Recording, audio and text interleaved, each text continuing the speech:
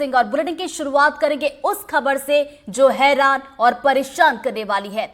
एक 14 साल का लड़का और हार्ट अटैक। जी हां, साइलेंट अटैक आया और घर को सूना कर गया। दरअसल शिवपुरी के इंदिरा नगर कॉलोनी में रहने वाले 14 साल के जयदीप की हार्ट अटैक से मौत हो गई। जयदीप खाना खा रहा था, इसी दौरान वो अचानक से बेहोश हो गया। परिवार आनन फानन में उसे अस्पताल लेकर पहुंचा, जहां डॉक्टरों ने उसे मृत घोषित कर दिया। परिजनों के मुताबिक जयदीप को कोई गंभीर बीमारी नहीं थी, तो फिर हुआ क्या?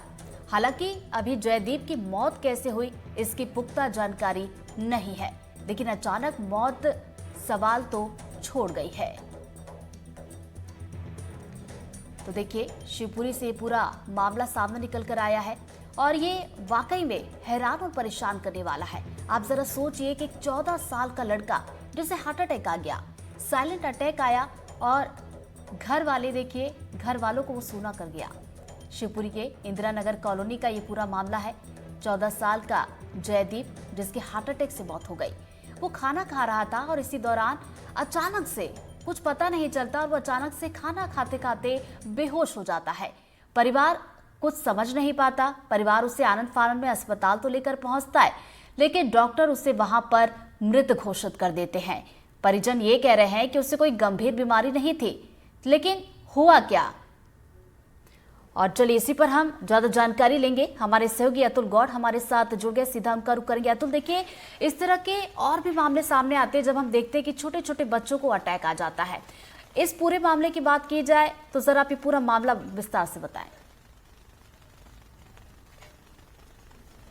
जी रितु, देखिए, पूरा मामला विस्तार से ये है कि बच्चा जयदीप इंदिरा नगर कॉलोनी शिवपुरी का रहने वाला बच्चा अपने घर के बाहर खेल रहा था। 8:30 बजे तक बच्चा बाहर खेला है और इस बात की तस्दीक वहां रहने वाले उसके पड़ोसियों ने की।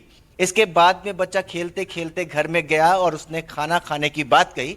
9 साढ़े 9 की बात हम कहें या 10 बजे तक की बात कहें तो वहां परिवार के साथ बैठ करके वो खाना खा रहा था। खाना खाते खाते अचानक बेहोश होने लगा और जैसे ही निगाह परिवार वालों की पड़ी तो उसे तत्काल आनन फानन में अस्पताल ले जाया गया, जहां डॉक्टरों ने उसे मृत घोषित कर दिया।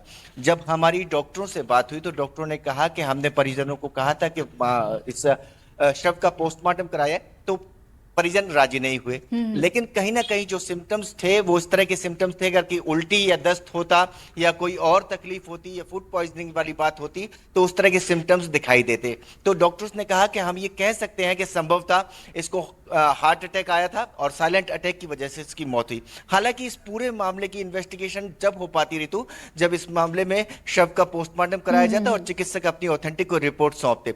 लेकिन जो प्राथमिक जानकारी है, जो डॉक्टरों ने अपने जानकारी हम तक पहुंचाई है, उनका कहना है कि कहीं ना कहीं ये अटैक हो सकता है, लेकिन ये पूरी तरह से कंफर्म हम नहीं कह सकते कि ये अटैक ही था। लेकिन कहीं ना कहीं इस पूरे मामले को हम देखें और समझें तो एक 14 साल का बच्चा जिसकी कोई बड़ी मेडिकल हिस्ट्री नहीं है, उसे कोई गंभीर बीमारी नहीं है और वो स्वस्थ रूप से खेलता हुआ अपने घर पहुंचता है, खाना खाता है और अचानक बेहोश होकर के गिर पड़ता है और उसकी मौत हो जाती है, तो कई सवाल इस मौत को लेकर के खड़े होते हैं। जी रितु, बिल्कुल, सवाल तो यहाँ पर खड़े होंगे क्योंकि देखिए, जैसा कि आपने बताया कि परिवार पोस्टमार्टम के लिए तैयार नहीं है, लेकिन डॉक्टरों की अगर बात की जाए तो डॉक्टर भी यही कह रहे हैं कि हो सकता है कि हार्ट अटैक ही आया हो।